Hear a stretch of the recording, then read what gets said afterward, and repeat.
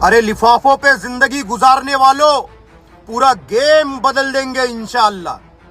मुझे अब समझ में आ रहा है कि लिफाफे पे किसकी जिंदगी गुजर रही है और गेम किसके लिए बदला जा रहा है। जरा सोचिए, सोचने का वक्त है कि एक सूबे के लिए 1000 करोड़ की डील करी गई, तो सोचिए तमाम सूबों में इन लोगों को कितनी फैसिलिटी दी जाती होगी कि वोटों का पोलराइजेशन कराया जाए, हिंदू मुस्लिम कराया जाए, मुल्क के अंदर नफरत फैलाया जाए और उसके बदले इनकी कीमत लगाई जाती है।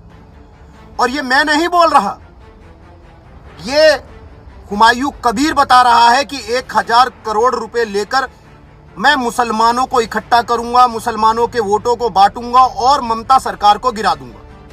और इसके लिए भारतीय जनता पार्टी मुझे 1000 करोड़ रुपए देगी और साथ में डिप्टी सीएम।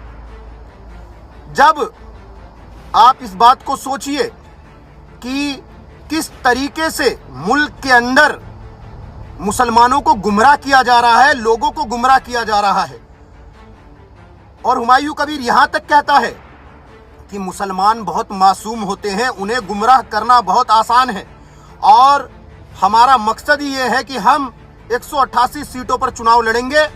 गठबंधन में हैदराबाद वाले नेताजी भी आ गए और इनका मकसद सिर्फ इतना था कि किसी भी तरीके से भारतीय जनता पार्टी को बंगाल दे दिया जाए।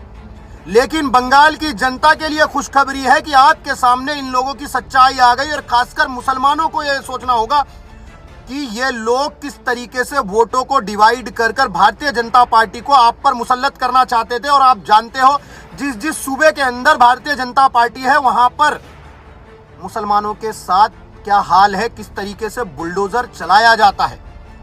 बंगाल वालों सावधान रहो। और तमाम सूबे के लोगों में, तमाम उत्तर प्रदेश से लेकर असम से लेकर हर जगह के सूबे के लोगों को बता रहा हूं कि मेरे भाई अपने वोटों को पोलराइजेशन मत करने दो, अपने वोटों को मत बांटने दो, इनकी गुमराहियों में मत चलो। ये लोग गुमराह कर कर तुम्हारे वोटों को तकसीम कर कर भारतीय जनता पार्टी को लंबी जिंदगी दे रहे हैं।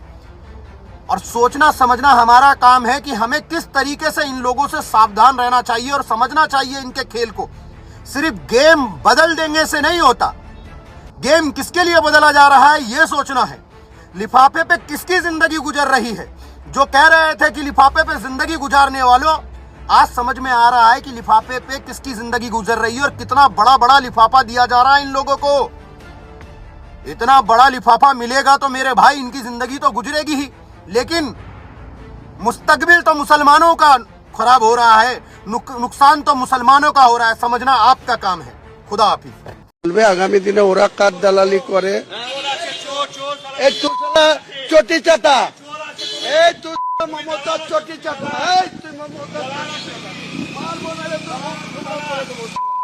चोटी चाटा चोटी चाटा